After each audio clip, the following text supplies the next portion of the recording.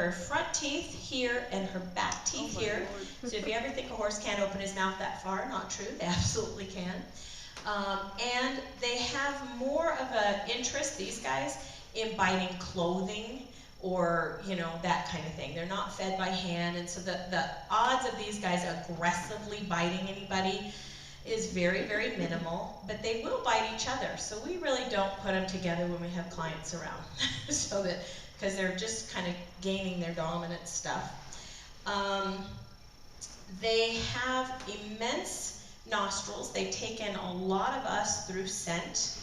And then they have some very unusual athletic ability, very unusual body language that they give with their ears. So similar to the deaf, they have, I'm going to get you some fly spray, what do you say? They have an ability to signal and say a lot of things with their ears. So ears pricked forward and up like that means I'm looking at you, straightforward. Ears pinned back, which I've never seen you do before, is flat, and is usually a sign to another horse of get back, I'm taking over, I'm in charge. You look like these little flies. These are we get the biting flies in Colorado this time of year, and they put welts on some horses and others not. He's a welter. So their eyes are on the side of their head. They are in the food chain, of predators. And so predators have their eyes straight forward. Prey have their eyes on the side. And so for them, they see everything in a field where he's seeing everything now with his right eye, but he's seeing a different world out his left eye, and his brain puts that together. Whereas we see everything with both, actually upside down, and your brain turns it right side up. So it's a very different visual field. They have a natural binocular, so something up close, he's going to lower his head to see. And something far away in the distance, they raise their head to see. So that whole binocular field is part of their, it's actually a handicap in some ways to them. Very hard for them to always see things that are around them.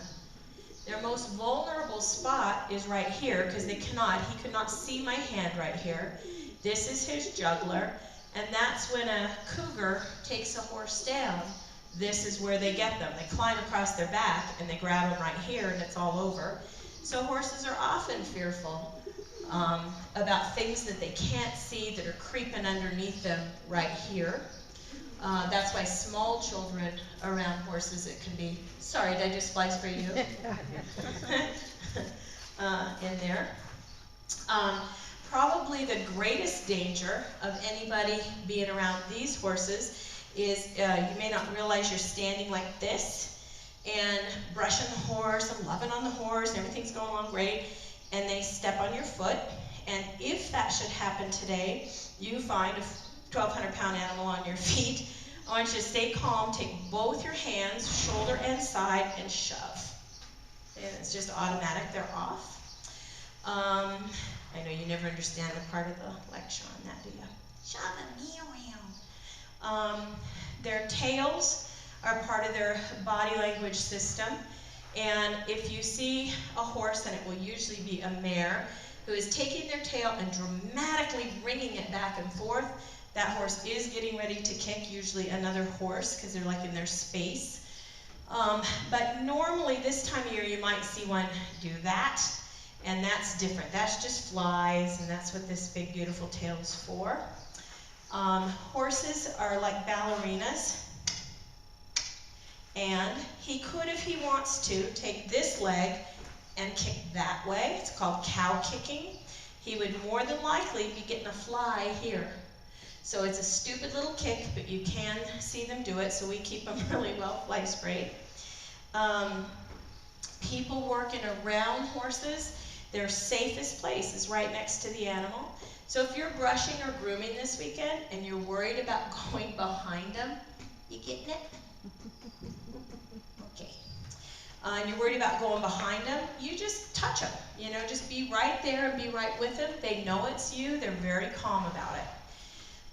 When you hear about a horse kicking a person, it is usually this. Let him have his head for this one. Just let him relax his head. Right now, he can see me in his left eye. He'll catch me again. I get out of his field of vision. He will hunt for me, usually.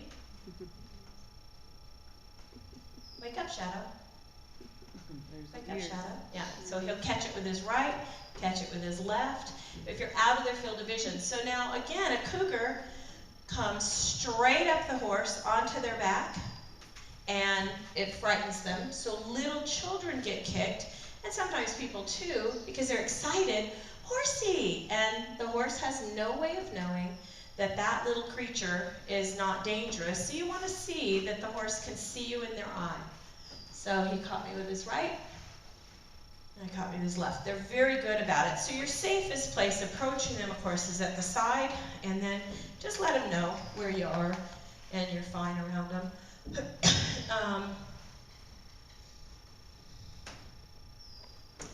So they could bite, they could kick, they could step on you. What else could you do? They can strike. They can be really, really big animals. None of which we want to see this weekend. But you know, the biggest thing that we sometimes worry about with clients is just to know they're all a minor trained to just move off of pressure like that. And we do tons of training and desensitization with these guys before they work with clients. Said they're sweet, sweet guys. Everyone signed the release. I think we need Tula probably to sign a release. It's on my clipboard. And so Melanie, if you want to find my clipboard, you could do that. And Tula, it basically says, it's on my clipboard out here, Melanie. It basically says they can bite, they can step on you, they could kill you, you're going to die, you know, all that stuff. We have it on film. Now turn the camera around. I agree. So that's good. All right. Annette, if you'll bring, let's see, who else would be fun? Why don't you bring Tori out? She would be a good one. And we'll put Shadow in this corner over here, because you can walk him over, just kind of keep him in that area. That'll give Tori more the center here. And I'm going to have you guys start with a contact exercise, because you'll move into contact more with yourself this way. And contact is a Gestalt word. We talked a little bit about Gestalt meaning bringing things to the whole. It also brings it to the present moment. Horses live completely in the present moment. Shadow's not worried about yesterday. He's not worried about tomorrow. He's not worried about this morning. He's not worried about an hour from now. He's just present right now. And that's the space they live in. And we know that's the space we'd love to be in all the time. It's where we feel calm, centered, whole, ready.